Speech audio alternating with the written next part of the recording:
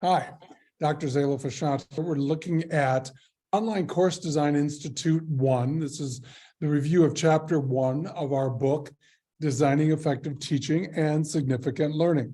Thanks for joining us. We'll take a look at this overview. One of the things that we sort of picked up again when we start to take a look at anything that's new, anything that is happening, this happens with our students. This happens to be one that we worked on with faculty as we did the Online Course Design Institute in live sessions with faculty via Zoom a year or two ago, and we've continued to do it today. But one of the things we start to take a look at is that there's actually these three different zones: the fear zone, the learning zone, the growth zone. And in the fear zone, you notice that we get a lot of negatives that come in. So anytime we're learning something new, that's what happens. And we'll talk a little bit more about that when we get into OCDI 4 and talking about the learning and the framework for learning. The learning zone itself, we start to become accustomed to this. We begin to learn strategies that take us there and get us to where we need to be until we finally get to the growth zone where we're feeling pretty comfortable on that. So we understand what it is that we need to be able to do from our learning and how we can take it forward and have that confidence that becomes extremely important there. So one of the things that we got from a faculty participant from a couple of years ago that went through the Course Design Institute with us is that they wrote in one of their assignments, "I strongly prescribe to the philosophy of Arthur Walde, who stated the mediocre teacher tells, the good teacher explains, the superior teacher demonstrates, the great teacher inspires." And that's what becomes extremely important as we start to take a look at this. I think that we can still be inspirational in our pajamas, sitting at the kitchen table in front of a computer. Or for those of you who are now working with hybrid classes or back to the face-to-face classes, pajamas are out, but we still are trying to find ways to engage students and get them there. So we're going to talk about course design and really the beginnings and what it takes to take a look at that. So one of the things that we were able to do as authors is we sort of did a book map of beginning here. And so I want you to start in the lower left-hand corner where we look at the situational factors. This is what we think about as we're designing courses. We move to the teaching strategy alignment in the middle of the left-hand side there, where we talk about learning outcomes, feedback and assessment, and the teaching learning activities. We really need to align those three pieces. We move up to where we talk about design communication for a course, the accessibility in the course, and the integrated learning technologies that become an important piece to increase engagement. And as we added onto the DFINC model, that's what creates significant learning. When we move to the right-hand side, we look at the course quality, we look at assessing student learning along with assessing programs and departments and institutions. And we begin to take a look at what that assessment tells us, which provides in the lower right-hand corner the opportunity for us to really take a look at your teaching practice, the course reflection. How's it going? What do we need to do to improve? Which can then pass on to you the ideas in the learning how to learn for your professional development, whether that's more in your academic discipline or that happens to be in the teaching and learning aspects of how you communicate what it is that's in your academic discipline to the students so that they're taking it with them as they progress. And that leads us back to situational factors. Today, we're really going to look at those situational factors. So let's talk about significant learning. And in defining this for our book and talking about the aspects of it, it's really about designing the learning in a course around a big dream mission statement that becomes, again, the intentional multi-domain outcomes, developing those with target-focused activities and assessment mastery. And that we, while personally engaging each student individually to develop transformational skills which extend past the end of the course through the completion of your program or your department's curriculum, and to integrate that beyond graduation to their personal and professional lives. So this happens to be DFINC's original look at what it took to get to significant learning. Like I said, working with D in the past and in this, we know that it has expanded beyond that initial look. But in this course, we're really going to look at the situational factors. So let's take a look at what those are. Now, many faculty start with that alignment piece. They start with writing outcomes. They start whenever they're going to design or redesign a course, that's where they start. But there's a step before that that becomes extremely important, which is really looking at the situation. So what we do in the workshop and what we do in this course now is to give you some time to really consider these factors. What time the course is scheduled, the way it's delivered, what technological requirements you're going to need to have. What is the physical classroom arrangement? Is it a lecture? Is it a lab? Is it online? What is it going to take for you to be able to deliver that curriculum? And then again, where is the course offered within the curriculum? Is this a beginning course, or is this an ending course, or is it somewhere in the middle? That becomes important when you're designing the aspects and thinking about what you want students to be able to obtain in taking your course. We also then have to look at the expectations of others. So you have stakeholders, the students, other faculty, departments, deans, advisory boards, all these kinds of things that come into play. What's required in this course, or is it a required course, is an elective course? What do you need to be able to do in this? How are students, how the students are actually prepared for the course, and then how does this course prepare them for what they're going to take next and take away for them to use in their professional careers? We also want to look at the nature of the subject. So in your discipline, what are the discipline-specific demands? Science, English, nursing, business, each of those areas have different ways of thinking. They have different writing requirements. They have explaining and creating meaning for a vocabulary that begins to take place within each of those disciplines. So what we really want you to think about is, what does the discipline or field require of students upon completion? What do they need to be able to do? How do they speak science? How do they speak English? How are they speaking business? Is the course centered on physical or mental skill sets? So think about your course for a minute, or the discipline in which you teach. Are they more physical kinds of things that they're going to need to conduct, or are these mental skill sets that they're going to need to be able to do? Will there be safety considerations in lab areas? Those of you who are working on career and technical education, there are a lot of safety considerations that have to be there.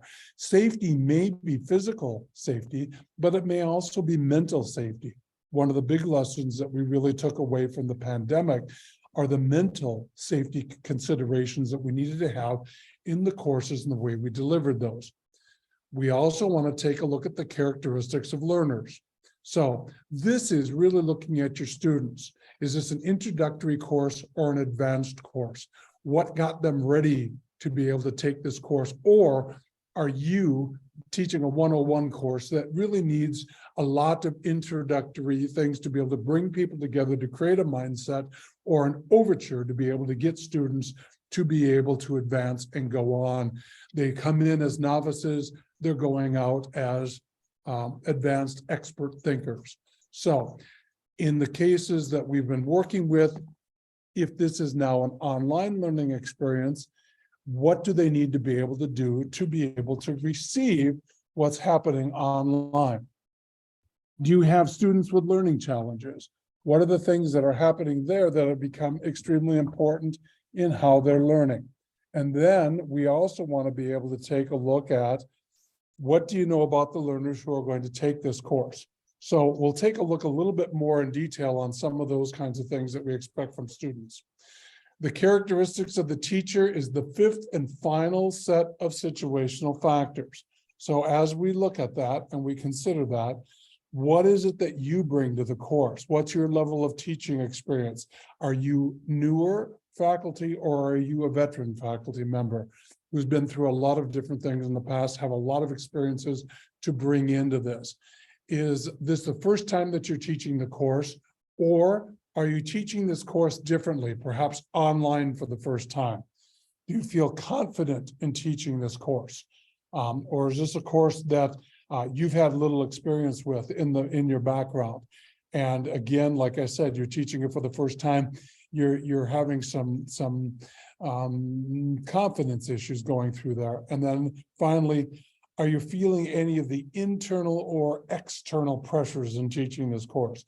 Is this a capstone course? And you've got to make sure that students are really putting together all of the elements of your curriculum and demonstrating that they know this. So we will include in your course one of this worksheet for you to be able to sort of lay this out. And as you take a look at everything in the left-hand column, we break those down as we just mentioned them, and we talked about them in detail there. So as you do that, you will fill in the right side of the course and really do the thinking and the planning and the reflecting on this course before you get started in designing it. There are certain kinds of these situations that you are able to control, and there are some that are beyond your control. So as you begin to think about this, the ones that are beyond your control, you can do little about. The ones that you can control are going to be something that you need to include in the design. A couple of other things I want to add in here. When you look at the characteristics of learners, this is a great opportunity for you to use culturally responsive pedagogy. Really meet the needs of the different kind of learners that you have coming in to your course. You also want to take a look at whether your learners are primarily introverts or extroverts. So as you do that, are you designing a course that frankly will meet the needs of introverts and extroverts? And we have other courses in our set of courses that we offer through Innovation Synergy that really address the introvert-extrovert thing and how to design for that. When you are teaching this course, are you yourself an introvert or an extrovert? Because introverts tend to design courses for introverts, extroverts design courses for extroverts. So in the process of identifying situational factors, really made me think about concentrating on the students as individuals. It made me think carefully about who's taking this course and what they bring to the classroom, good and challenging. With this tool, I can see the bigger picture of designing to the needs of students as learners, not just to feed them content. And so this exercise really helps you create a student-centered course versus a teacher-centered course. So the pedagogical questions in this section, and the part that we'll be asking next, made me think, made me tick through my own strengths and weaknesses as an instructor. The course I'll be teaching is new to me. I had to think, am I prepared? What else should I be learning to improve the design so I can be comfortable with the content and students? What technology would enhance the content? Do I feel good how to use it? A good foundation. And so this really helps you think about yourself, think about your students, think about how this course fits within your program and your department so that it's not just a one-off course, but how does it do that? Even if this is an elective course, think about the fact of how does it tie back into other courses that are required in your curriculum. Another exercise that we do in this course that you'll see is what we call the pedagogical challenge. And so what you want to do is identify what pedagogical challenge will students face right at the very beginning of this course. This will also get you thinking about your plan to mitigate or address this challenge so that you get off to a successful start so students feel totally comfortable with it. And then finally, the potential impact on students, if not mitigated. If you don't deal with it, what's going to be the impact. So this gets you thinking about that first week. What is it that you need to address right away? Examples of this could be things such as, boy, we all switched to an online. This is the first time the course is being offered online. Students may not be prepared for it to be able to take courses online. How am I going to address with that? It may be with new content, new information that students haven't had much of a background. So how are you going to get them ready for that? Let's start where we start everybody in this course, which is the big dream. Once you have thought about your situational factors and you've thought about this pedagogical challenge, you are ready to really consider your big dream. And again, when we've done the workshops with the faculty, we have faculty share what their big dream statements are. Sometimes people say, well, I want them to read the textbook. I'd love them to come to class prepared. And that's nice. That's a quality desire, but it tends to focus on the habits of learners and not the purpose for the course design. Your big dream needs to be transformational. In order to take this class, what do you want students to be able to do with the information throughout their careers, and how will it enhance their personal lives? So when you think about the big dream for your course, this mission statement, this is the why am I taking this course statement. Think about the mission, vision, and values for your course and what you want students to gain by taking it. Stating this right up front eliminates that question, why do I need this course? So consider the following items in your big dream statement. How will taking your course influence students for the rest of their lives? Tell them that. That's what they're buying. That's what they're purchasing. That's what they're gaining by your expertise. In what ways will taking your course make a difference in the ways that they will be successful? And finally, what insights will your course provide in students' professional and personal achievements? How will you give them the foundation and the stepping stones to be able to become successful? So here are the challenges that faculty shared with us when they were actually creating their big dream statement. One, they wrote a paragraph or two. That's an introduction. Don't write an introduction. All right. Next, it's not your philosophy of teaching. So don't come up with a 2-page document that talks about everything that you believe in teaching. This is about your course. This is something specific.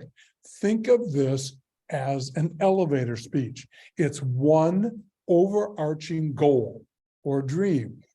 It's clear and concise, and that you'll be able to communicate this with your students in a sentence or two. This is your elevator speech. You get in on floor 1, you're getting off on floor 5. What is it that you're going to give to students? What is it that they're going to be enhanced? How are they going to be enhanced by taking this course? So really, again, the tips are keep your big dream to a sentence or two. Think about how you really want this to communicate the main idea of your course. Write it so it's student-centered, not an academic-centered type of thing. And that answers the question, why am I taking this course? Here's why. And this will be a pivotal statement upon which all of your course outcomes, assessments, and learning activities are designed. This is really the core. This is the center of what you want students to be able to walk out of there with. One of our faculty participants said that the big dream helps to ensure that we're not losing sight of the end goal. Every time you do something in course design, you really need to focus it that being back on the big dream. In the absence of the big dream, it is easy to get lost in all the details. And it really is in course design because there's 1,000 details that you're going to go through. So how do you keep that focus? This centers you as you're designing your course or teaching your course. The situational factors specific to students, their profiles, subject, technical tools, etc., and the pedagogical challenges, different learning styles and different ways that students are going to be able to pick up the content that they need, help us to outline the journey through tailored assessments, learning activities to realize the big dream. It keeps you focused. And as we learned during the pandemic, we really need to make sure that courses are focused because the communication with students is very difficult. So by defining my big dream, I'm confident I can redesign this course by keeping an eye on structure while exploring the necessary situational factors that will contribute to my design. So I want you to think about one of your courses. It's either a course that you want to design or a course that you want to redesign. You know that there are some issues, some challenges in that course. So I want you to think about what the big dream will be for your students. And remember, dream big. Come up with those 2 or 3 statements that are really going to be able to help define what this course is all about. When you develop your big dream, share it with your students. Put it in your syllabus. Put it in your learning management system so that students keep seeing what the big dream is that's going to be about that. Test drive your big dream statement. Try it out with other faculty. Try it out with some students that you've had in the past that have been successful. See what they have to say about it. See what there is. Get some feedback on your big dream before you launch it in front of everyone else. So if you're with other people, we would say go ahead and share it in the Zoom chat or whatever it is. But since we don't have Zoom chat, think about what your big dream should be and share it with other people, trusted colleagues that you have. And so thanks for joining us for this review of OCDI 1. What we really want you to think about is do the planning to be able to get the course design set up correctly. All right, thanks. Enjoy the chapter, enjoy this course.